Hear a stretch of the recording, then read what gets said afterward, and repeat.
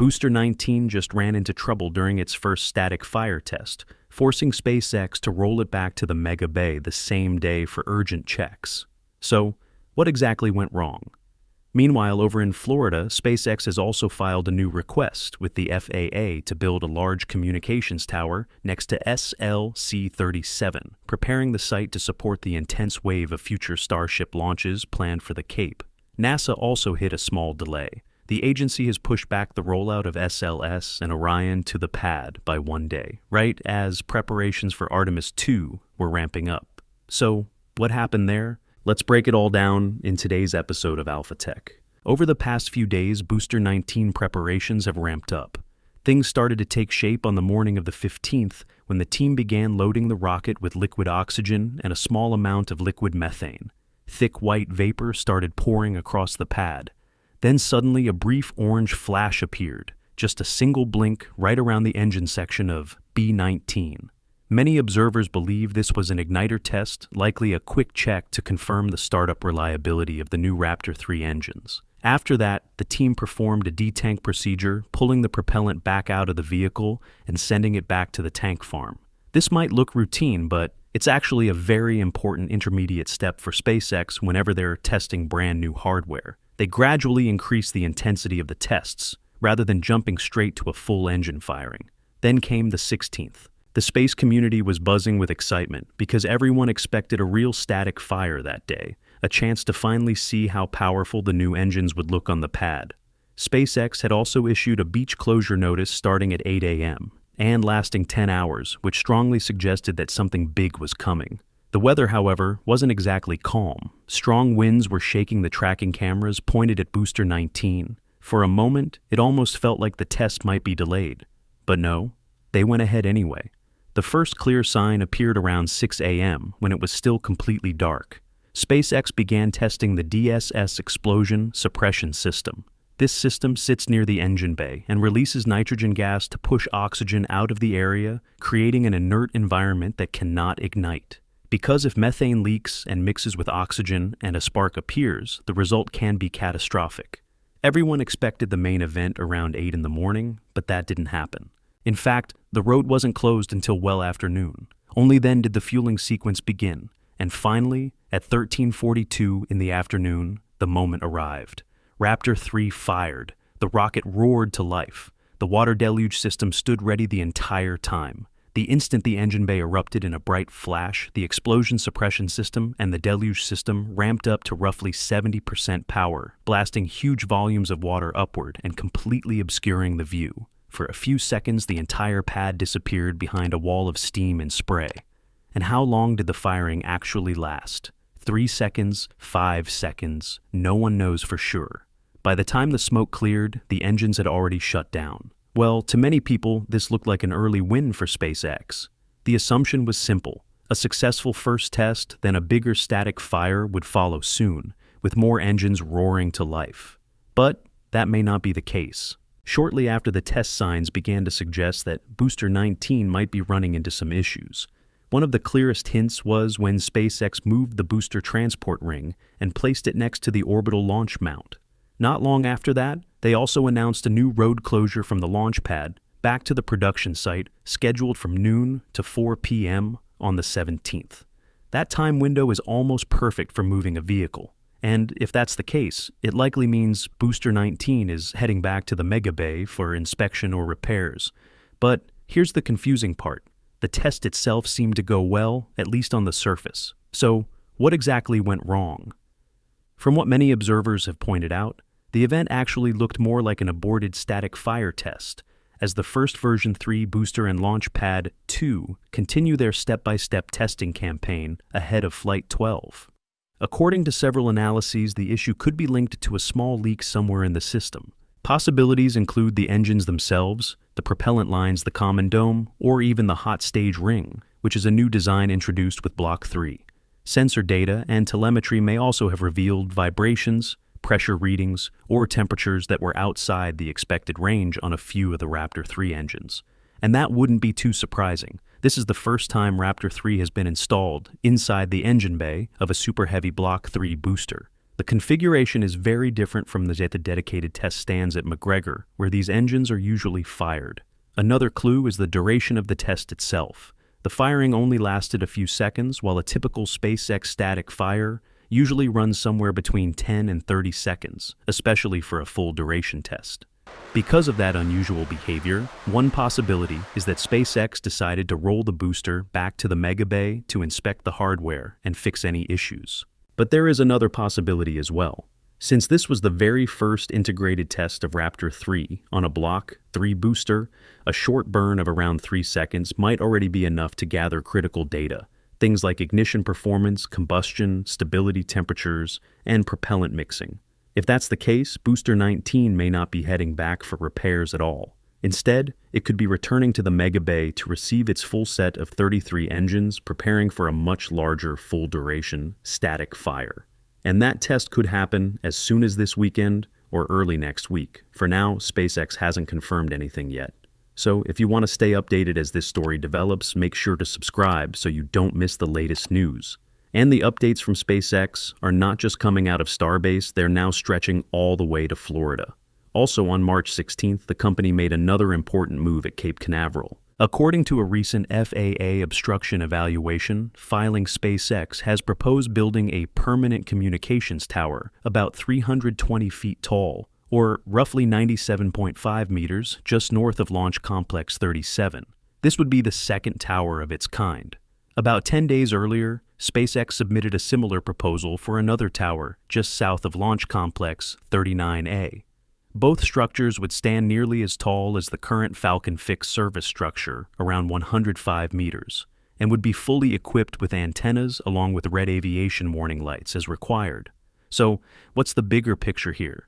These towers are expected to carry multi-band communication systems, including S-band, X-band, and K-band, possibly even optical links in the future. They will also function as fixed relay stations. When Starship or Super Heavy lifts off these towers, help maintain a stable line of sight thanks to their height, avoiding obstructions and ensuring continuous communication. They can receive and transmit massive amounts of real-time data back to mission control, everything from Raptor engine performance, heat shield, temperatures, flight control status to propellant conditions. At the same time, they can send commands back to the vehicle if needed. They also support high-quality video feeds and GPS tracking throughout ascent, flight, and landing. Building dedicated towers like this dramatically increases reliability. By separating them from the main launch infrastructure, SpaceX reduces the risk of a single point of failure. It also allows the system to handle the enormous data load generated by Starship, while reducing dependence on the Eastern Range operated by the U.S. Space Force, which typically requires scheduling and approval for each launch. In the bigger picture, this is a key step toward turning Florida into SpaceX's second major Starship hub after Starbase in Texas. With multiple launch pads operating in parallel, the goal is to reach an extremely high launch cadence, potentially hundreds of flights per year when combined. That kind of capacity would support NASA's Artemis program, U.S. national security missions, next-generation Starlink deployments, and eventually human spaceflight and deep space exploration. And speaking of deep space missions, NASA has just made a small but important update: the rollout of the SLS rocket and Orion spacecraft for Artemis 2. The first crewed mission to fly around the moon has been delayed from March 19th to March 20th, 2026. The reason is not a major issue or anything unexpected. It comes down to a single electrical harness tied to the flight termination system on the core stage that needed to be replaced. The engineering team spotted it during weekend inspections, quickly swapped it out, and has already completed the final rollout preparations. Earlier this month, NASA also fully resolved the helium flow issue in the upper stage, which was the main reason the rocket had to be rolled back to the vehicle assembly building in February. Engineers traced the problem to a misaligned seal inside a quick disconnect interface. They removed it, reassembled the hardware, tested it using low-flow helium, and are now continuing root cause analysis to make sure it doesn't happen again. At the same time, the team replaced batteries across the system, recharged Orion's launch abort system batteries, and rechecked seals along the liquid oxygen feed lines. All of that has been completed without impacting the overall schedule. So this one-day delay in rollout is minimal, even with a tight timeline. The crawler transporter move itself takes about 12 hours, and NASA has made it clear that the earliest launch window April 1st remains unchanged. That means once the vehicle is at the pad, the team still has a full 11 days to complete all final checkouts. This includes verifying the helium seals again, running propellant loading tests, checking electrical systems, and conducting the final flight readiness review. In other words, this is a small standard adjustment during a very complex launch campaign for SLS, and it fits well within the built-in schedule margin designed to ensure maximum safety for Artemis 2, a historic mission that will carry 4 astronauts on a test flight around the moon. Bottom line, everything is still moving forward smoothly, and there is a strong chance we'll see Artemis 2 lift off right on schedule in early April. And this is a hugely important mission. It will be the first crewed flight to travel beyond low Earth orbit since Apollo 17 back in 1972. 4 astronauts will spend about 10 days flying around the moon, testing the SLS rocket and the Orion spacecraft in deep space conditions. During the mission, NASA will collect critical medical and scientific data while validating systems needed for future lunar landings. This is a key step toward Artemis 3, the mission that aims to put humans back on the moon. At the same time, Artemis 2 helps lay the groundwork for future crewed missions to Mars.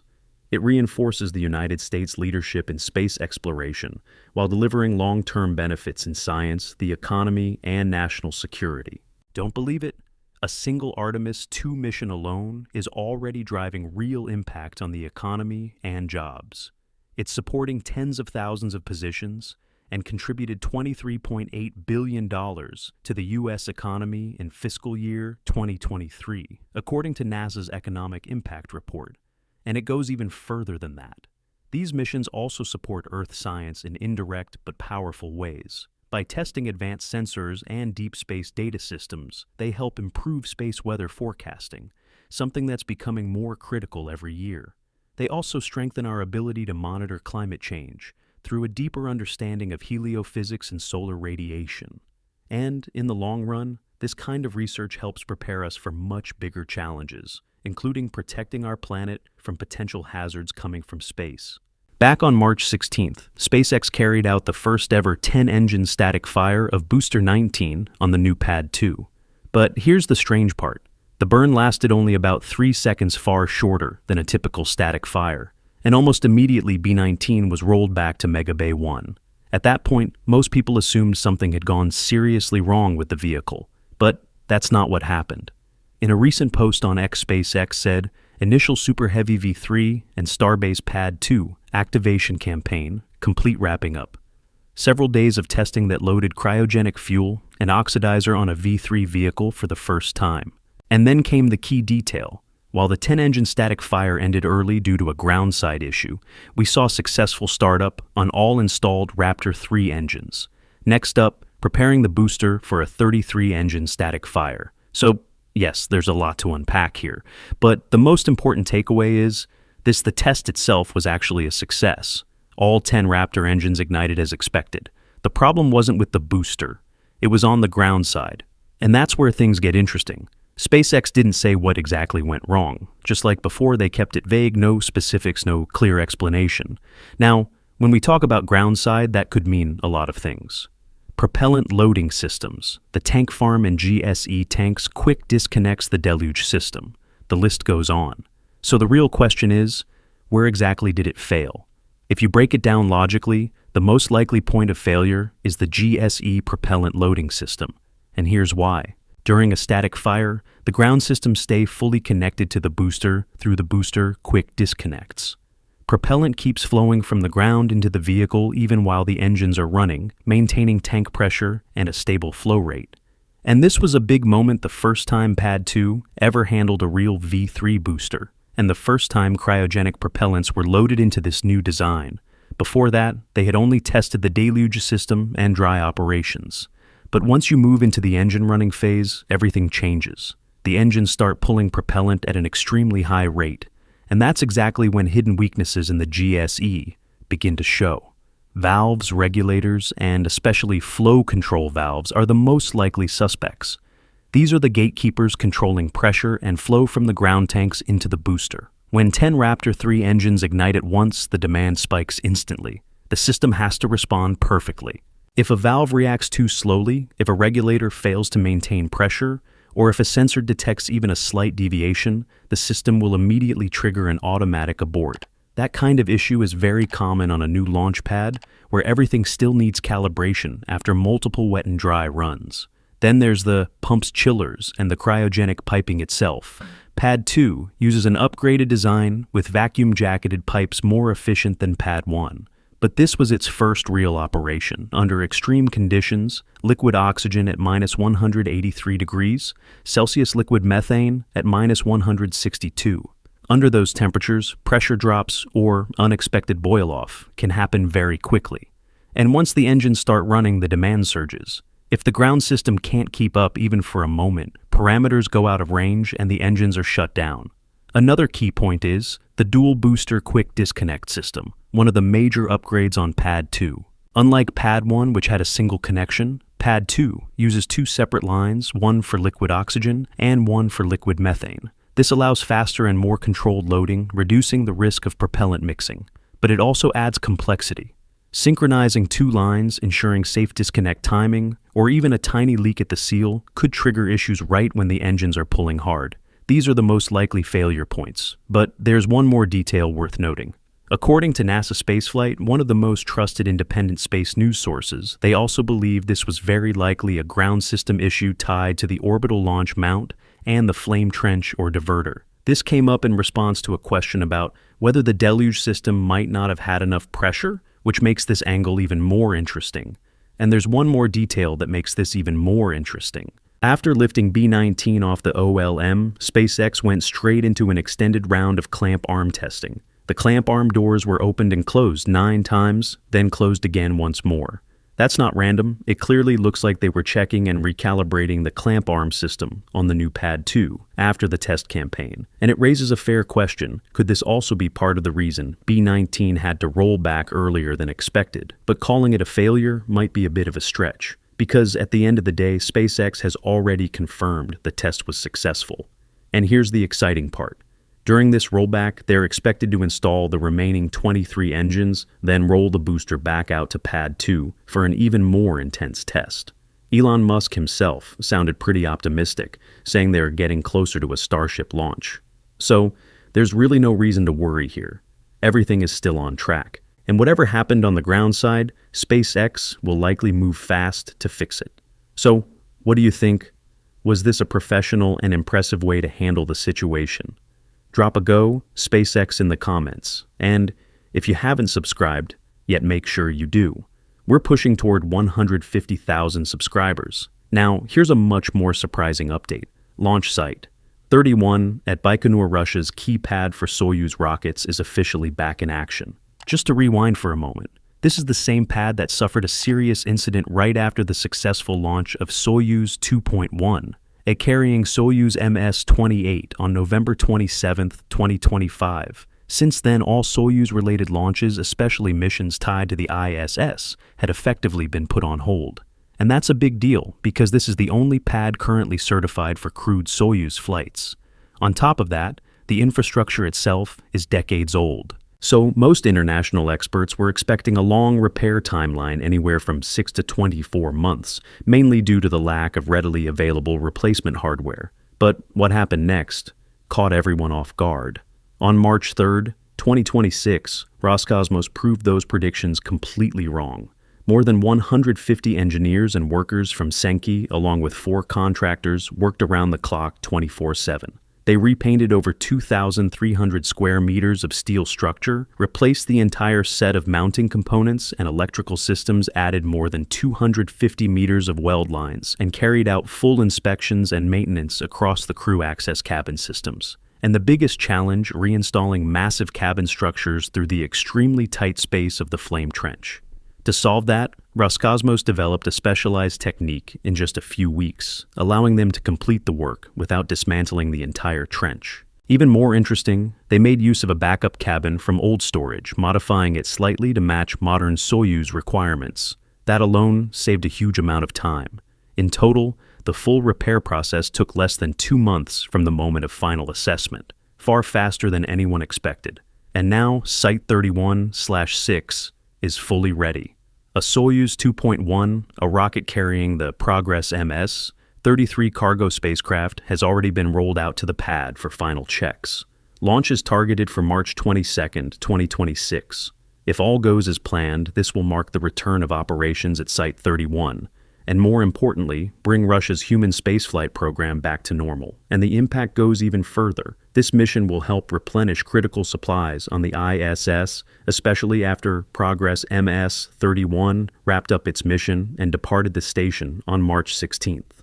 Inventory levels have been tightening, and this launch arrives right on time. At the same time, Russia resuming a steady Progress launch cadence takes real pressure off SpaceX, currently NASA's primary partner for resupply missions. During the disruption, NASA had to accelerate Cargo Dragon flights to fill the gap, pushing launch frequency higher than usual. Now, with Site 31 back in operation, SpaceX can ease back into a more sustainable rhythm. That means fewer scheduling bottlenecks, lower emergency operational costs, and more flexibility to focus on other priorities from Crew Dragon missions to the ongoing development of Starship. And that may also explain why NASA has been sounding more confident about ramping up key ISS operations. On March 18th, NASA astronauts Jessica Meir and Chris Williams carried out the first U.S. spacewalk of the year, lasting about 6.5 hours. They exited through the Quest airlock and began preparing Power Channel 2A, laying the groundwork for the installation of new ISS rollout solar arrays in the near future. And on that same day, Rocket Lab dropped a major announcement, a massive $190 million contract, the largest in the company's history.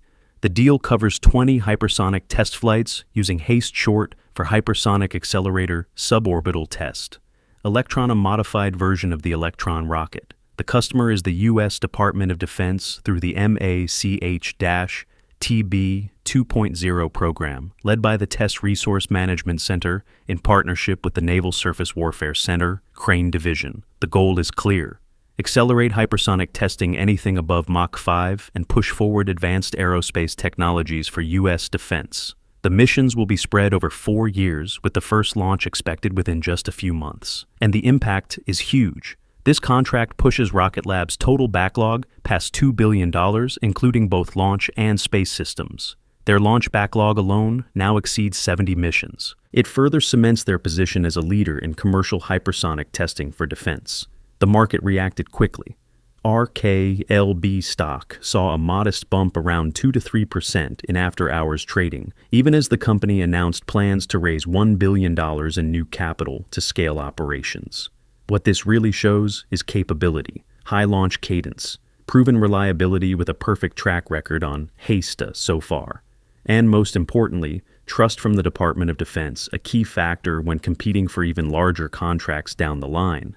Meanwhile, competitors are feeling the pressure. Blue Origin has yet to secure any new major military contracts this year, and SpaceX, well, it's still SpaceX. Back in January, the company secured another $739 million in task orders from the U.S. Space Force, covering 9 missions under NSSL Phase 3 Lane 1. And while SpaceX and Rocket Lab are flying high with these major wins, Blue Origin, led by Jeff Bezos, seems to be standing still. New Glenn has just cleared certification. There's already a multi-billion-dollar defense backlog on the table, but the launch cadence remains slow. And so far, Blue Origin hasn't secured any meaningful share of the hypersonic defense market. You can almost picture it.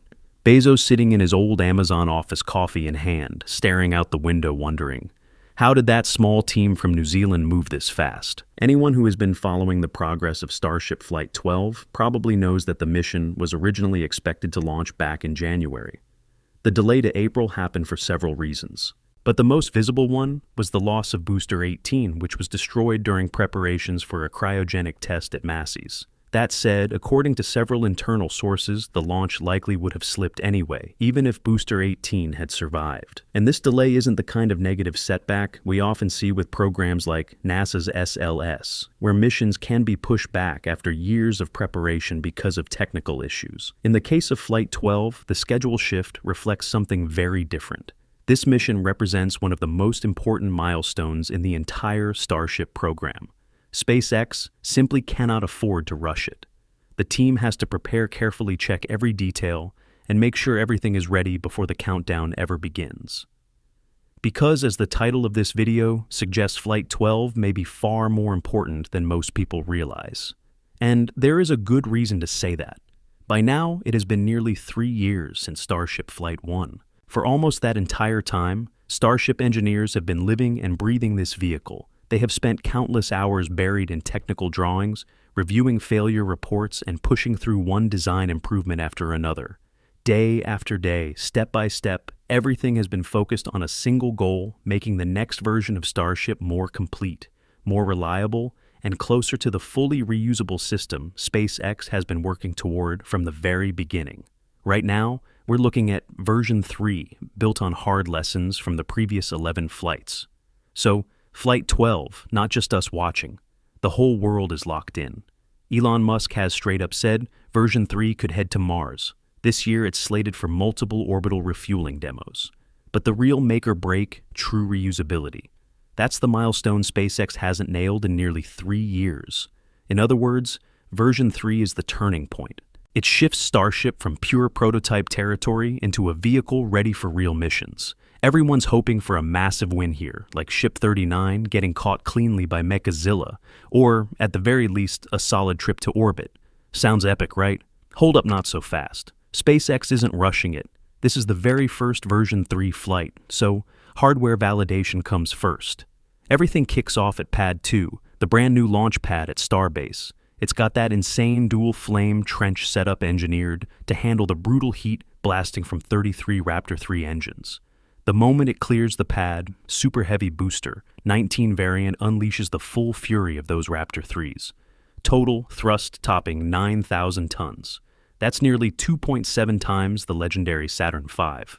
You'll spot the big upgrade during hot staging. The inner stage is now fully integrated right into the top of the booster, no separate piece anymore. That cuts mass and boosts stability across the stack. Once the stages separate, Super Heavy begins its dramatic return journey. This time around, the grid fins are completely redesigned, down to just 3 instead of 4, but 50% larger and way tougher. The goal isn't only a soft ocean splashdown. They're also testing those new catch points built straight into the fins, setting the stage for Mechazilla to grab the booster in future flights. Bottom line, Flight 12 won't attempt to catch Super Heavy or the ship. Its 2 new risks are too high. Every fresh rocket generation has hidden gremlins to iron out over the next iterations. And just like Musk explained, to even consider catching a version 3 ship or booster, they first need 2 flawless soft splashdowns in the ocean. The risk of breakup or explosion has to drop basically to 0 before trying it over land.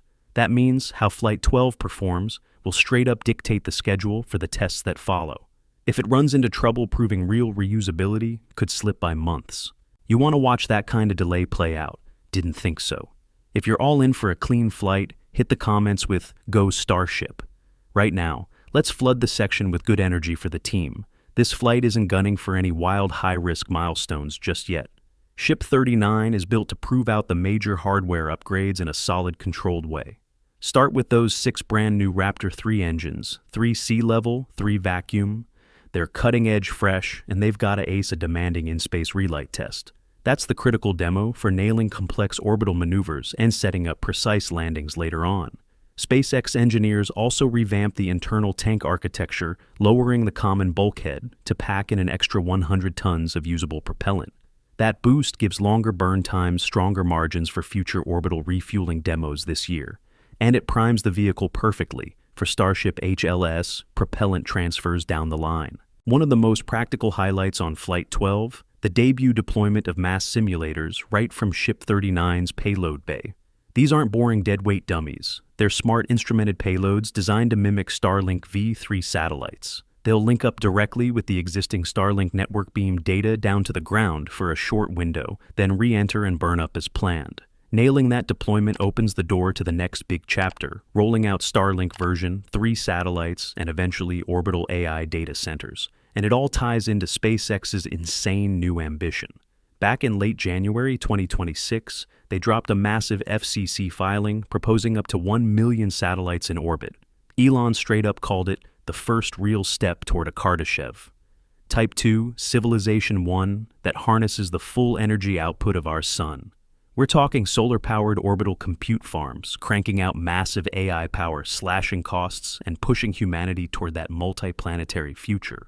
If Starship first version 3 flight goes smooth, this whole vision inches a lot closer to reality. However, the single most critical link to turning this dream into reality, it's Starship. Without the massive payload capability of version 3, Starship launching 1 million satellites would take centuries. Crunch the numbers. Each V3, Starship can haul around 60 of the next-gen Starlink satellites, each weighing about 2 tons. Throw in rapid reusability and insane launch cadence, potentially multiple flights per day from different pads, and SpaceX could wrap up that million-satellite constellation in under 10 years. But yeah, it all hinges on Flight 12 going well. Back to Ship 39, its re-entry phase this time around is make or break. That's where the next-generation thermal protection system, the TPS, faces its harshest test yet. Unlike earlier versions that kept losing tiles to flaking and blow-off, Ship 39 locks each heat shield tile down tight with mechanical pins. These are installed precisely through automated processes at the Star Factory, way more reliable and repeatable than old-school glue. The hull gets tweaks too. Tile edges are now beveled smoother and flatter to cut aerodynamic turbulence and keep super hot plasma from sneaking in during peak heating. Even cooler active cooling tubes snake through the aft flap hinge areas, right where those sensitive joints have been weak spots in past flights. SpaceX is clearly doubling down on protecting those critical spots from the brutal heat loads.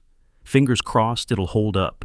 And before this thing even flew, Ship 39 already went through squeeze tests at Massey's. They simulated the crushing forces of a Mechazilla catch, equivalent to slamming in at around 150 miles per hour, using the truss structure to clamp down hard on the body. It passed those structural checks with flying colors. So, yeah, during the real flight, it should be solid. Now, you can't talk about the importance of this first version 3 flight without shouting out Launch Pad 2. This pad was built specifically for the V3 Beast, the biggest game changer we see, the Orbital Launch Mount, or OLM. Instead of the 6-legged setup in that upside-down shower deluge system on Pad 1, Pad 2's OLM is a super rugged box-like structure. It delivers way better structural stability. That redesign was engineered to handle the extreme thermal and dynamic loads from 33 Raptor 3 engines. Paired with it is the all-new dual-flame trench, a life-saving upgrade that channels the scorching exhaust far away from the vehicle safely. This setup doesn't just protect the pad infrastructure, it's the key to cranking up SpaceX's launch cadence. Way less time spent on post-launch repairs and maintenance. Building that massive flame trench right in the middle of Boca Chica's marshy swamp, pure engineering miracle. With super shallow groundwater, SpaceX had to mix the soil with bentonite, a super absorbent clay, to create rock-solid soilcrete blocks, going down about 72 feet or 22 meters deep. Then came the thick reinforced concrete diaphragm walls forming a giant bathtub structure that locks everything in place against hydrostatic pressure and keeps the whole thing from popping up out of the ground. Inside the trench, they've installed a flame bucket made with SpeedCore tech, hollow steel panels filled with concrete for insane strength without traditional rebar. That combo ensures no major incidents. If you remember back to Starship Flight 1, the very first V1 flight at Pad 1, with just 33 Raptor 1 engines at around 7,500 tons of thrust, it wrecked the concrete foundation under the OLM, created a huge crater, blasted chunks of concrete steel and debris everywhere. Back then, no flame deflector or water deluge system, just reinforced concrete. Now, Pad 2 has both the dual flame trench and a full deluge system. So even with an extra 2,000 tons of thrust from the Raptor 3S Starship V, 3 shouldn't leave a scratch on the pad. Of course, the ripple effects of Starship VI3 go way beyond just launches. Musk has talked about cranking out thousands of Starships every year at full scale. Producing V3 means ramping up thousands of components, Raptor engines, heat shield tiles, avionics, stacks. And that pulls in investment from hundreds of US suppliers. Take 2025 SpaceX poured over $147 million into more than 350 local suppliers right there in Texas. That creates a massive multiplier effect. Every dollar invested can generate $2 to $3 in broader GDP growth. The entire U.S. space economy, already topping $600 billion, could see 10 to 15% annual growth fueled by V3. We're talking boost to satellite manufacturing, launch services, and the whole ecosystem. SpaceX alone pumped more than $13 billion into South Texas between 2024 and 2026, supporting over 24,000 direct and indirect jobs. Scale up V3 production, and that impact could multiply 5 to 10 times across the country.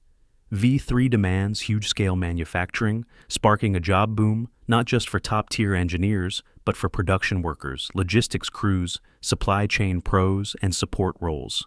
SpaceX already employs over 12,000 people nationwide, but V3 could easily double that number by 2030 as the factory lines roar. Oh, and now for the fun part, the drama.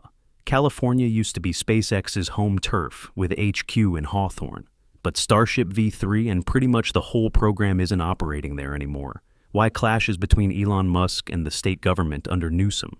If SpaceX had never entered the scene, the aerospace industry today might still be seen as one of the most expensive fields on Earth, almost designed to drain taxpayer money. Just look back at the space shuttle era. Every single launch would cost NASA between $1.5 and $2 billion in today's money. With NASA's annual budget, that meant the agency could only afford around 10 to 14 flights per year, before the funds were essentially gone, leaving very little room to support other scientific research programs. Then, Falcon 9 arrived. SpaceX's partially reusable rocket completely changed the equation. A Falcon 9 launch costs about $67 million, roughly 20 to 30 times cheaper than a shuttle mission, even though the payload capability to orbit is not dramatically different. And in return, it offers something the shuttle never could: an extremely high launch cadence. In 2025 alone, SpaceX successfully completed 165 Falcon 9 launches, an absolutely insane number. But Falcon 9 was never the final goal. It was only a stepping stone. For SpaceX, and especially Elon Musk, this vehicle was still far from perfect. In fact, by their standards, it is still extremely expensive. That is exactly why SpaceX began developing Starship, a fully reusable launch system designed to push launch costs down to unprecedented levels. Over the years, we have all heard the ambitious targets: less than $20 million per launch, maybe under $10 million. Some projections even suggested just $2 to $3 million per flight once Starship begins flying dozens of times per week, with mass production and an extremely high launch cadence. But those numbers belong to the future. So, what about today? For the first time, we finally have a real figure: $90 million for a single Starship launch. Yes, you heard that right. $90 million. A price that is noticeably higher than what much of the space community originally expected. And this number did not appear out of nowhere. It comes from a very credible source, the annual Form 10K financial report from Voyager Technologies, the company leading the development of the commercial Starlab space station. This report was filed with the U.S. Securities and Exchange Commission and made public on March 10, 2026. In the Commitments and Contingencies section of the filing, Voyager reveals a non-cancelable launch contract valued at $90 million for a future orbital launch. If Voyager chooses to terminate the contract for convenience, the company would have to pay a $13.5 million penalty, roughly 25% of the contract value minus any payments already made. And it is widely understood that this contract is directly tied to SpaceX's Starship. Starlab had already publicly selected SpaceX as its launch provider back on January 31st, 2024, through an official press release. And the same filing also states Starlab has secured a launch contract with SpaceX's Starship launch vehicle. In January 2025, we achieved the first milestone under our NASA SAA by completing the preliminary design review. So, is there an interesting story behind this contract? Absolutely. Let's talk about Starlab. This is a massive commercial space station now under development. Its main module is about 8 meters in diameter, with an internal volume roughly half the size of the International Space Station. But the most important detail is how it is designed to launch. Starlab is built for a single launch, meaning the entire station can be sent to orbit in one piece, with no assembly required in space. And that is exactly why Voyager chose Starship. Only Starship has a payload bay large enough. and the lifting capability strong enough to place the entire station into orbit in one mission. We are talking about a payload in the 100 to 150 ton class. Neither Falcon 9 nor Falcon Heavy has the capability to do that. Launching the station in one piece could save hundreds of millions of dollars in assembly and mission complexity. It also reduces a significant amount of technical risk. But that raises another question. Why would Voyager sign a launch contract so early, especially back in 2024, when Starship was still in its early flight test phase? The answer comes down to strategy. Voyager clearly believes in SpaceX's development roadmap. This contract reflects a deeper strategic partnership between the two companies. They are willing to accept some early risk in exchange for a much bigger long-term advantage, lower overall costs, greater efficiency, and a platform that could scale the future space economy. And what do they get in return? Very simple, an extremely low launch cost for Starlab. So far, no exact number has been publicly confirmed, but based on technical estimates, we can get a fairly good idea. Starlab is designed as a single module with about 400 cubic meters of pressurized volume. That is still less than half the internal volume of the International Space Station. Because of that, analysts estimate the station's mass will likely stay under 150 tons. Now compare that with Starship version 3, which is expected to lift around 200 tons to orbit. So assuming a launch mass of about 150 tons for Starlab is a very reasonable estimate. And that leads to a fascinating number. If a 150-ton payload is launched for $90 million, the cost works out to roughly $600 per kilogram. That is already 4 to 7 times cheaper than Falcon 9, even on what could be one of Starship's earliest commercial missions. But there is an important detail here. The $90 million figure reflects the price of a specific contract for a specific mission. It is not necessarily SpaceX's standard retail launch price. In fact, if you break it down, $90 million is roughly comparable to the estimated manufacturing cost of one Super Heavy booster and one Starship vehicle. In other words, this price could already assume that one of the vehicles, or possibly both, might fly in an expendable configuration for that mission. So technically at this stage, it may not yet be cheaper than Falcon 9 in pure operational terms. But the long-term trajectory is very different. Once Starship begins flying regularly, many analysts expect launch prices to drop to around $50 to $60 million for most payloads. And in the long run, when Starship reaches high production rates and extremely frequent flights, launch costs could realistically fall to just a few $1,000,000 per mission. For now, however, SpaceX is unlikely to publish a clear official price list anytime soon. The company typically keeps these numbers flexible in order to optimize profit margins and maintain a competitive edge. And there is another reason. Starship is still an experimental vehicle today. The system is evolving rapidly, and the final configuration is not fully locked in yet. Once the vehicle matures and reaches operational status, many of these remaining details will finally become clear.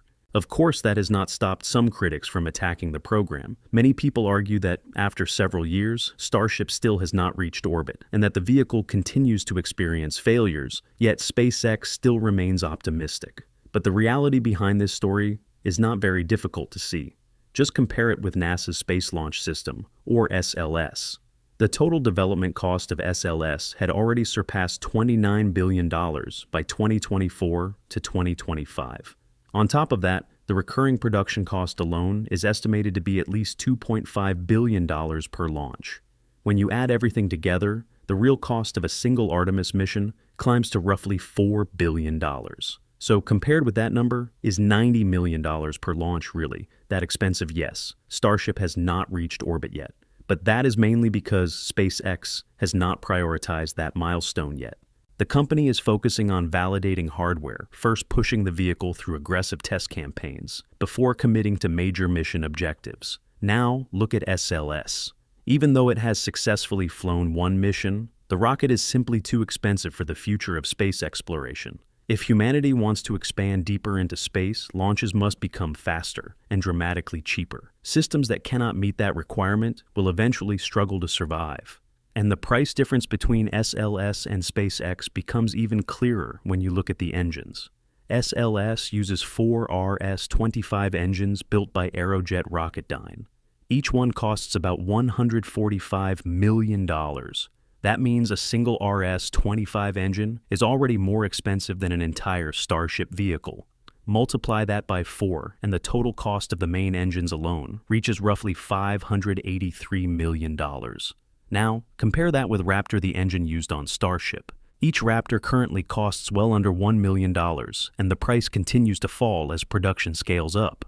The reason the RS-25 is so expensive comes from its history. The engine was originally designed for the Space Shuttle back in 1972, with extremely demanding performance requirements. It was built to launch massive national security payloads, including large reconnaissance satellites. That design requires an incredibly complex manufacturing process, with many components still produced and assembled by hand. And because SLS is an expendable rocket using RS-25 engines today, is almost like taking a Formula One race car, using it as a taxi for a single ride, and then throwing the entire vehicle away afterward. NASA uses the RS-25 largely because of the NASA Authorization Act of 2010 passed by Congress. That law required the agency to reuse leftover hardware from the Space Shuttle program in order to reduce research costs and accelerate development. At that time, SpaceX was still a relatively small startup, and the Raptor engine did not even exist yet. There have even been moments when U.S. policymakers proposed canceling SLS and Orion entirely, citing high costs and repeated contractor delays. But those efforts never moved forward. Political realities played a major role, as the program supports thousands of jobs across multiple states and represents a significant source of funding for several contractors. Starship, on the other hand, is being developed with private funding, with total development costs estimated at around $5 billion so far. The program operates under a far more flexible commercial model without the same layers of government bureaucracy. That difference is exactly why even NASA now sees Starship as an essential part of the Artemis program. And more importantly, it could become one of the key technologies that finally turns large-scale human space travel from science fiction into reality. So, do you believe that one day Starship could once again completely transform the global rocket industry? If you do, drop "Go SpaceX" down in the comments below. That's all for today's episode. Thanks for watching. And if you enjoyed it, don't forget to subscribe to the channel so you won't miss the next exciting episodes. See you next time. Jeff Bezos is the original founder and driving force behind Amazon. Back in 1994, he started the company from his garage in Seattle with a simple idea: selling books online. For nearly 3 decades, Bezos served as CEO, guiding Amazon from a tiny startup into one of the most powerful companies on the planet, dominating e-commerce and expanding into countless other industries. In 2021, Bezos stepped down as CEO to focus more on space projects through Blue Origin and other satellite initiatives. Even so, he still holds the position of executive chairman at Amazon. That means many of the company's biggest strategic decisions still reflect his leadership style and long-term vision. But this time, Bezos and Amazon may have taken a move that many see as highly controversial, openly challenging Elon Musk's SpaceX. On March 7, 2026, Amazon filed a formal petition with the Federal Communications Commission, the FCC, asking regulators to reject a proposal from SpaceX. The plan involves launching up to 1 million satellites into low Earth orbit, forming what could become a massive orbital data center constellation. The concept is ambitious. The idea is to process AI workloads and massive computing tasks directly in space using optical inter-satellite links to create an extremely powerful network operating above Earth. Amazon, however, argues that SpaceX's proposal is more of a lofty ambition than a practical plan. According to the company, the filing lacks key technical details, including satellite design, orbital altitudes, radio frequency usage, and the strategy for managing collision risks at such an enormous scale. They also claim that deploying the full 1 million satellite constellation could take centuries, even if the entire global launch capacity were used.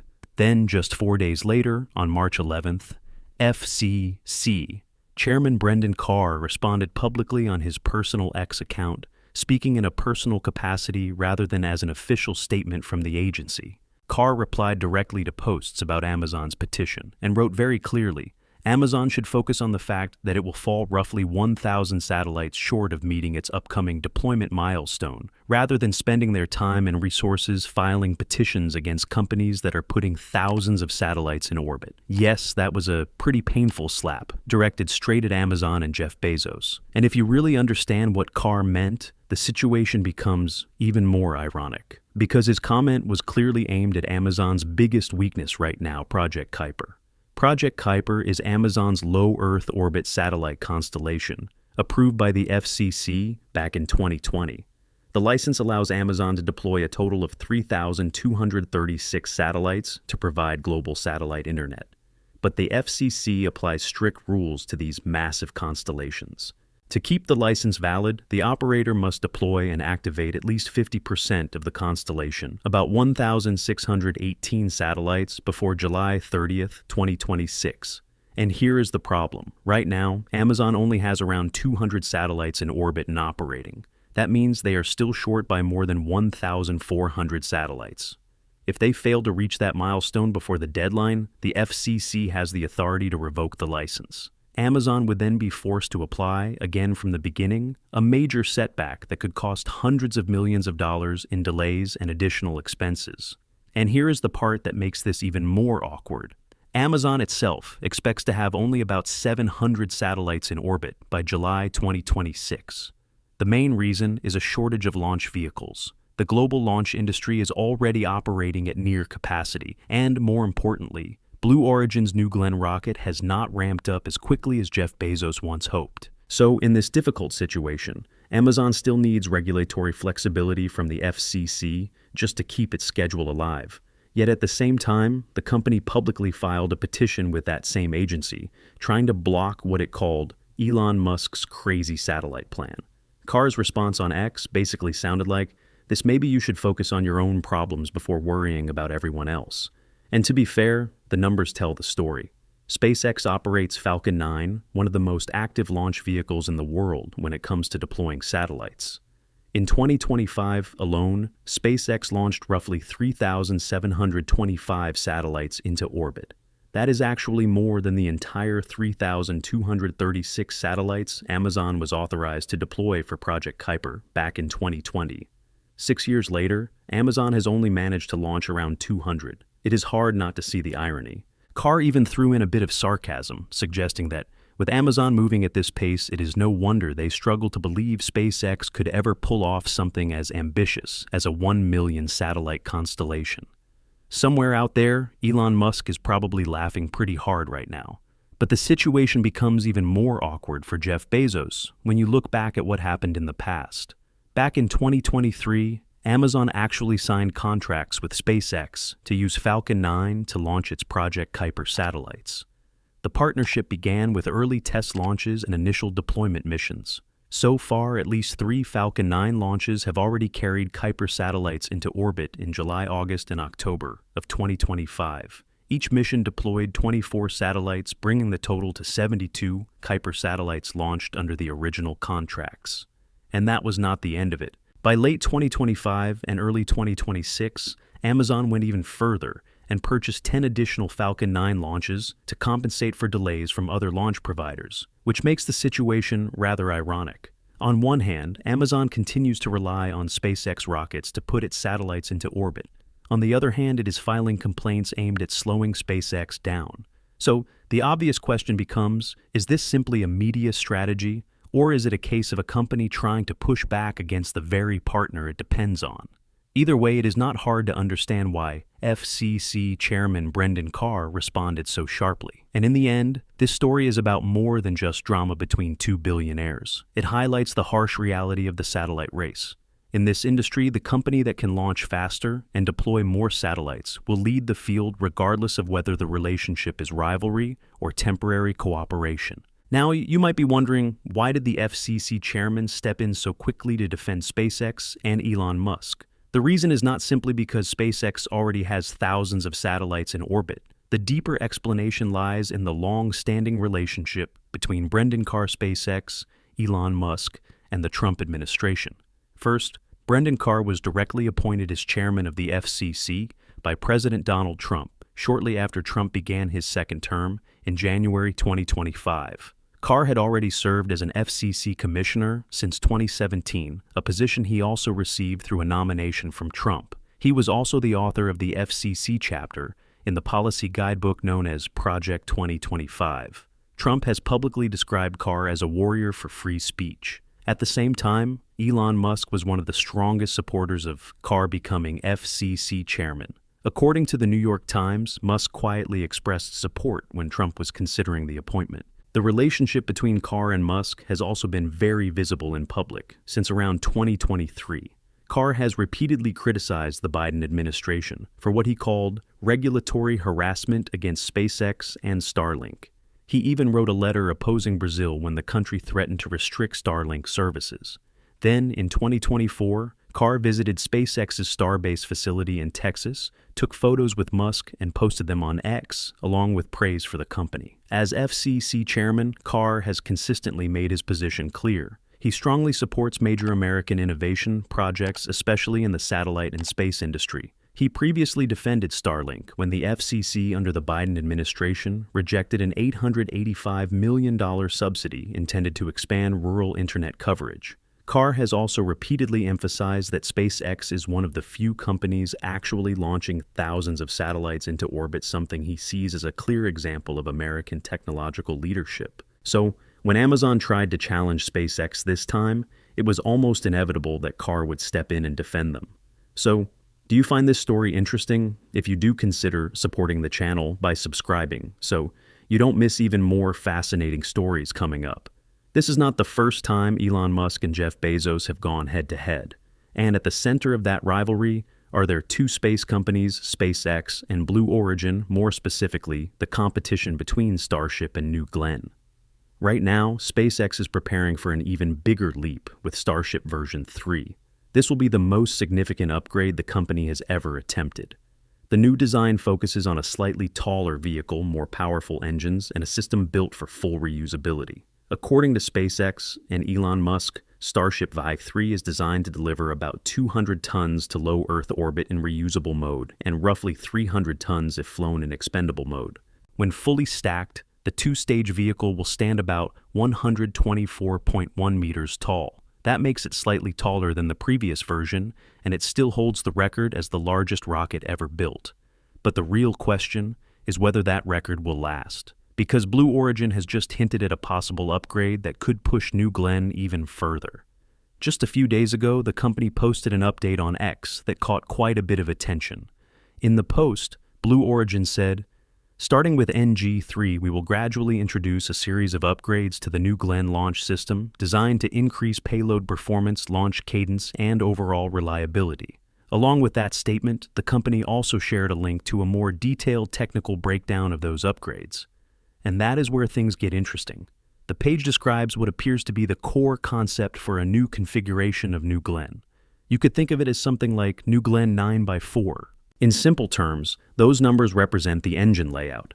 The booster would increase to 9 engines, adding 2 more compared to the current design. Meanwhile, the second stage would grow from 2 engines to 4. That is a major step up from the current 7x2 configuration. If you compare that scale to Starship version 3, the concept certainly looks like a meaningful upgrade. Starship V3 mainly transitions from Raptor 2 to the more powerful Raptor 3 engines, while keeping the total engine count the same. Blue Origin, on the other hand, appears to be increasing the number of engines stretching the vehicle and expanding the propellant tanks. But the real question is this: is simply adding more engines enough to beat Starship? The answer is almost certainly no, because with Starship, every new version represents a massive leap forward.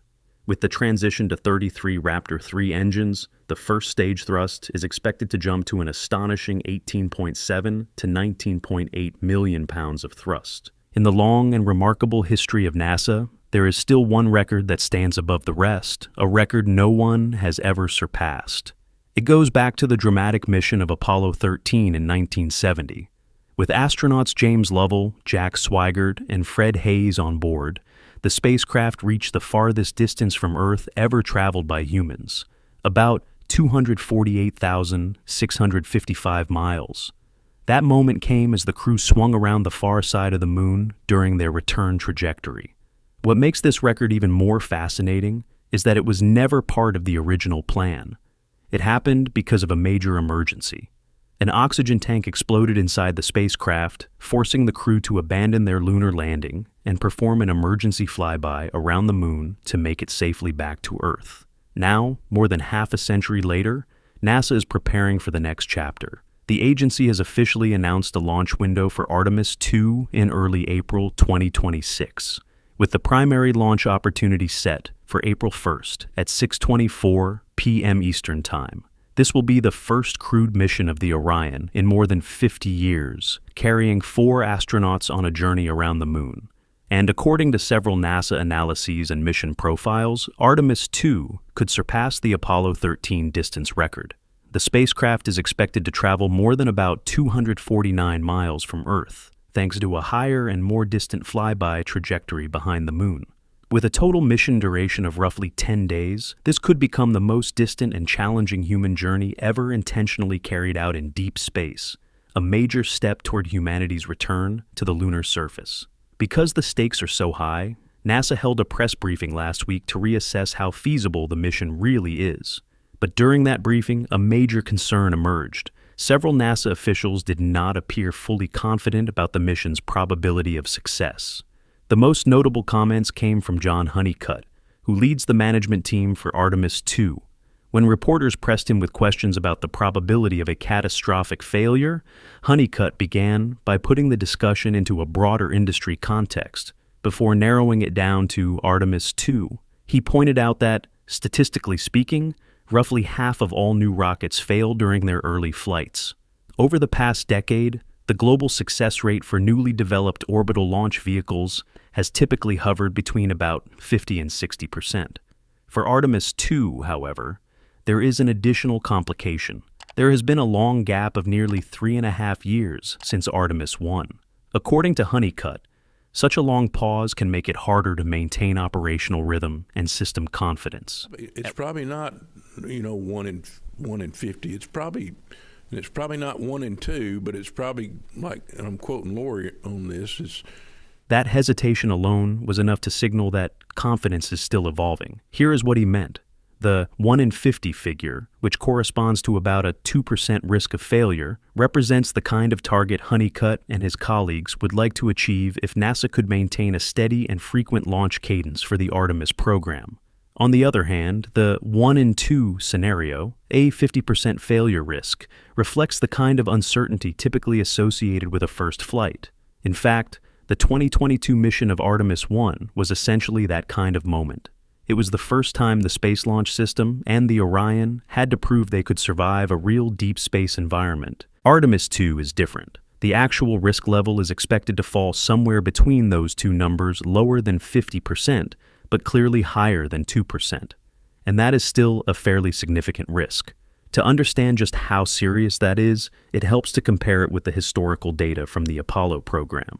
Retrospective analyses from NASA's Office of Inspector General and later probabilistic risk assessments estimate that the average loss of crew risk for lunar missions from Apollo 7 through Apollo 17 was around 1 in 10, roughly a 10% risk. And from Apollo 11 onward, the missions achieved an overall success rate of about 85.7%, which is why the current discussion feels even more striking. After decades of technological progress, the idea that the risk could climb anywhere close to 50% simply sounds unacceptable. Of course, behind that discussion are several specific risks that NASA officials have been studying very carefully. One of the biggest concerns is MMOD, short for micrometeoroids and orbital debris. Within the Artemis program, MMOD has been identified as one of the leading hazards. The Orion will travel through an environment filled with potential debris. Some of it comes from human activity fragments left behind by aging satellites or old rocket stages. But the threat does not stop there. The spacecraft may also encounter tiny natural particles, small pieces of rock ejected from asteroids or comets that continue drifting through space at extremely high speeds. Beyond debris risks, NASA officials also focused heavily on what they call the dynamic phases of the mission. These include launch ascent and several critical engine burns, such as the translunar injection, burn the perigee raise burn, and the apogee raise burn. These moments represent the most energetic parts of the entire mission. The spacecraft and rocket experience intense forces, including extreme vibration, thrust spikes, and complex engine dynamics. It is exactly during these high-energy periods that hidden technical problems are most likely to appear. John Honeycutt highlighted this point by comparing it with past tragedies in the history of NASA. He noted that the agency's two worst disasters, STS-51L, Challenger, and STS-107 Columbia, were not caused by quiet, stable flight conditions such as debris impacts during routine orbital operations. Instead, both were linked to highly energetic events. In the case of Columbia, the accident occurred during re-entry, but the root cause actually began during ascent, when a piece of insulating foam broke off the external tank and struck the shuttle's thermal protection system. That damage later allowed superheated plasma to penetrate the wing structure as the vehicle re-entered the atmosphere at hypersonic speed. During that maneuver, the upper stage ignites to accelerate the spacecraft from about 7.8 kilometers per second in Earth orbit to more than 10.8 kilometers per second. The burn delivers roughly 3.1 to 3.25 kilometers per second of delta V. At that point, millions of pounds of propellant are burning beneath the crew, generating enormous thrust and extreme structural loads. Looking more closely at the launch phase helps explain the concern. Statistically, about half of newly developed rockets experience failures during their earliest flights, especially if there has been a long gap between launches.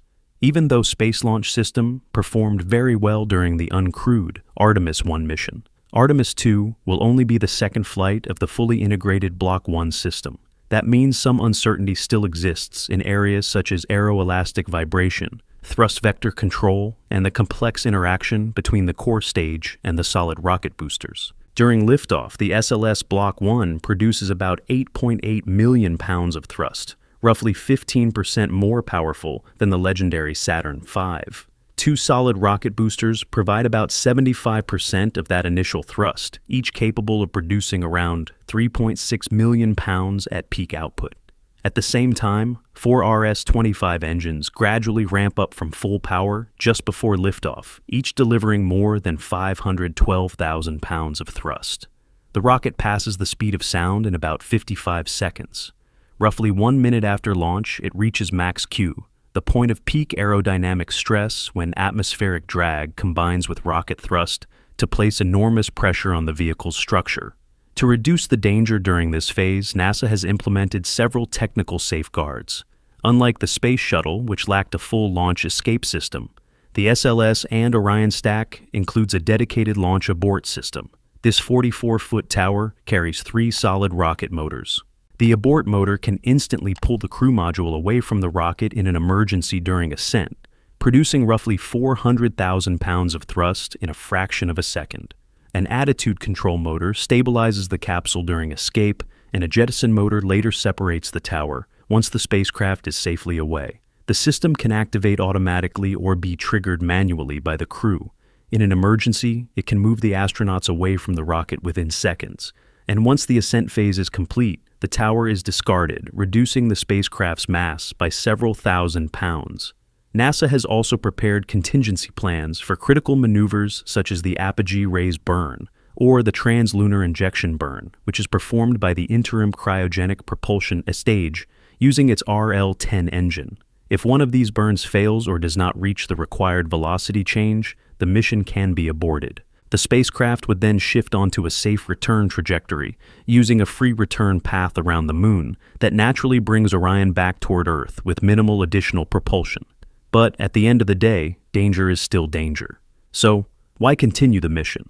There is actually a small but telling story behind the scenes. Commander Reed Wiseman spoke very openly about it. He said he had already prepared his family, making sure his will and power of attorney documents were clearly in place. He admitted that in a mission like this, we don't know what we don't know. The numbers themselves can sound almost crazy, like hitting Mach 39 during re-entry. And yet, despite all of that, his confidence in the spacecraft is absolute. Wiseman even described the feeling of stepping into Orion as something surprisingly familiar, almost like climbing into his own bed. That mindset really captures the spirit of space exploration, accepting risk as part of pushing the frontier. On top of that, as mentioned earlier, NASA has prepared multiple contingency plans in case the crew runs into trouble. The most critical phase is the beginning. Once the spacecraft safely reaches orbit, the mission becomes far more stable. After all, NASA is building on experience from dozens of Apollo-era missions. And this decision is happening in a much larger strategic context. NASA is accelerating the entire Artemis program in order to maintain a competitive edge with China. Under Administrator Jared Isaacman, the agency has announced a major overhaul of the mission timeline. A new mission has been added in 2027, still called Artemis 3, but it will not land on the moon. Instead, astronauts will rendezvous and dock in low Earth orbit with a lunar lander developed by SpaceX, or Blue Origin, allowing NASA to test critical systems. The first actual lunar landing is now planned for early 2028, with Artemis 4. NASA is even aiming for an ambitious goal, 2 moon landings in the same year, with Artemis 4 and Artemis 5 both targeting 2028.